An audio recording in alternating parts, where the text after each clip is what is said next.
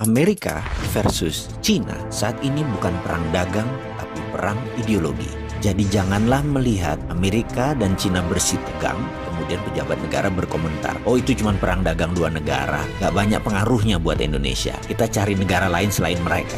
Alah, malu bener kalau saya mendengar opini seperti ini. Asli malu saya, seperti gak ada kedalaman analisanya, seperti gak ada keilmuan bernegaranya.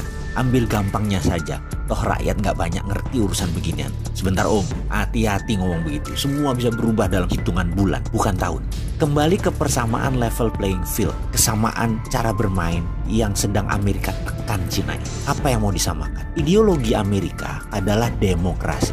Ideologi Cina adalah komunisme. Amerika adalah swasta murni atau disebut market driven. Cina adalah government driven cara mengelola ekonominya. Amerika adalah kapitalisme. China adalah state capitalism. Ini level playing field beda banget. Amerika ingin menerapkan demokrasi sebagai landasan berdagang dan menggunakan alat penekan tarif masuk tinggi. Saat ini terlebih dahulu terhadap Cina. Amerika sangat anti dengan state capitalism karena untuk menegakkan state capitalism harus menggunakan state authoritarian atau menggunakan kekuatan pemerintah represif tangan besi, menekan pasar, menggunakan kekuatan negara seakan menjadi fasis sehingga pasar bebas seakan tidak ada. Itulah kapitalisme melihat state kapitalisme, melihat negara berbisnis berbasis BUMN. Gaya heavy on government dan less to private atau semuanya pemerintah dan kurangnya peran swasta adalah ideologi yang harus diterapkan jika sebuah negara ingin menggunakan dana obornya Cina. Harus government driven. Itu banyak terjadi seperti di negara Sri Lanka, di negara-negara Afrika, Papua Nugini, dan banyak negara lainnya.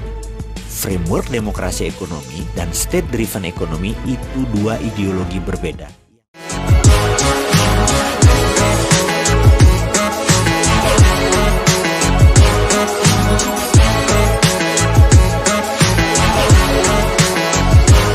Pilih bisnisnya, nikmati hasil usahanya. Yang menjadi titik awal perang dagang. Ini perang baru dan senjatanya bukan bedil, tapi saat ini diawali dengan perang tarif dan perang dagang. Lalu bagaimana melihat perang ini bagi Indonesia dan bagaimana solusinya? Biar gampang, kita mau melihat negara mana yang melakukan state capitalism, yaitu jika mau masuk sebuah negara mereka minta government guarantee. Negara mana yang menggunakan swastanya pada saat deal B2B, tapi senatornya, presidennya ikut menekan sebuah negara, ya. Itu kita harus mencurigai apa negara tersebut. Jadi Indonesia sekali lagi, ke depan bagaimana? Kalau saya secara pribadi, saya anti pasar bebas kapitalisme. Semua sahabat saya tahu bahwa saya anti state capitalism. Jadi saya anti Amerika, saya anti Cina, saya anti IMF, dan saya anti obor. Lalu ideologi bisnis saya apa?